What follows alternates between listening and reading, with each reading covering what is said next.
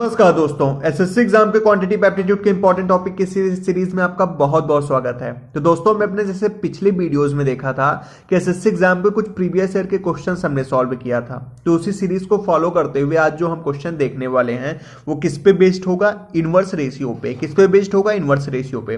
तो अपने टाइम को न बर्बाद करते हुए हम चलते हैं अपने क्वेश्चन की तरफ। तो यहाँ क्वेश्चन लिखा गया हुआ है, if 4/P is equal to 3/Q is equal to 2/R। ये एक रेशियो दिया गया है जो कि न्यूमरेटर एंड डिनोमिनेटर के फॉर्म में है। रेशियो क्या, आप इसको एक इक्वेशन बोल सकते हो। Then what is the value of P/Q, P plus P का whole square ratio Q plus R का whole square ratio R plus P का होल स्क्वायर। ठीक है, देखिए क्वेश्चन में कह क्या रहा है। हमें पहले जो क्वेश्चन दिए होते थे वो क्या दिए गए होते थे कि फॉर एग्जांपल अगर P ratio Q ratio R की वैल्यू 1:2:3 है तो फिर एक एक्सप्रेशन की वैल्यू क्या होगी। या फिर इस तरीके के क्वेश्चन दिए जाते थे कि अगर A रेशियो B रेशियो की वैल्यू 2:4 है, B रेशियो C की वैल्यू 6:8 है, तो फिर हमें A ratio B ratio C की वैल्यू क्या होगी, या फिर कोई एक्सप्रेशन दे दिया जाता था कि उसकी वैल्यू क्या होगी। लेकिन यहां पे जो क्वेश्चन में पूछा गया है हमें क्या एक इनवर्स के फॉर्म में दे दिया गया। इनवर्स के फॉर्म में कैसे?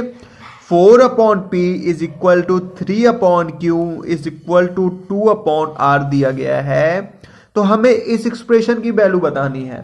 तो before solving this question, first of all we should understand about what the inverse ratio is, and after understanding the concept of inverse ratio we will able to solve such kind of problem. Okay, so let's see the example. अब देखिए inverse ratio का मतलब क्या होता है।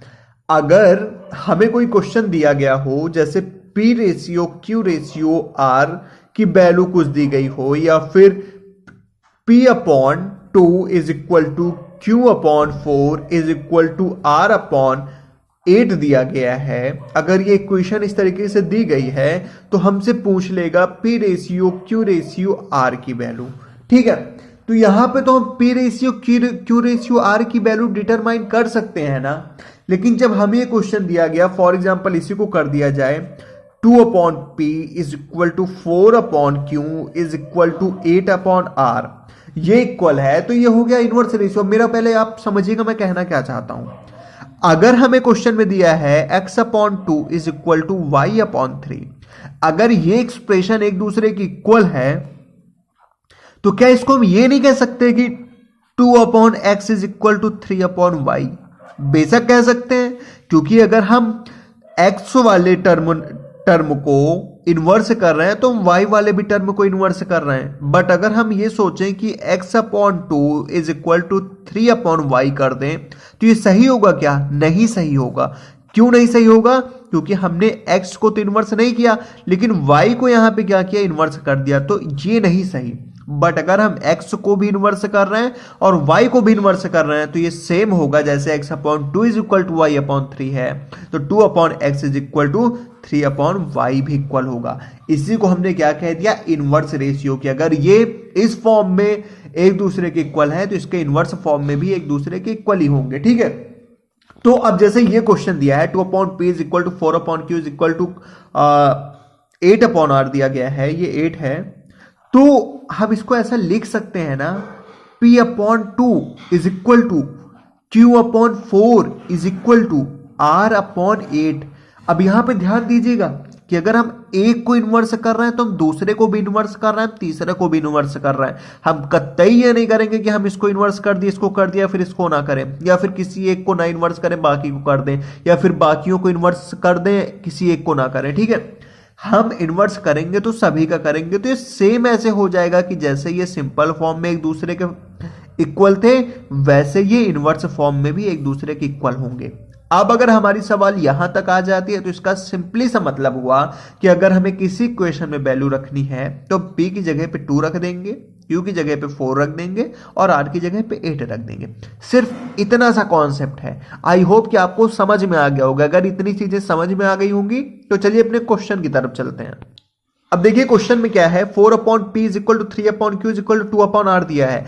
अब इसको अगर हम इन्वर्स करें तो हमको तीनों को इन्वर्स करना पड़ेगा, तो हम ये लिख सकते हैं P/4 is equal to Q/3 is equal to R/2।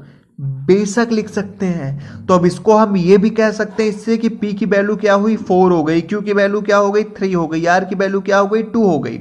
और हमें निकालना क्या है, हमें निकालना है P प्लस Q का होल स्क्वायर का रेशियो, Q प्लस R का होल स्क्वायर का ratio and R plus P का होल स्क्वायर का रेशियो।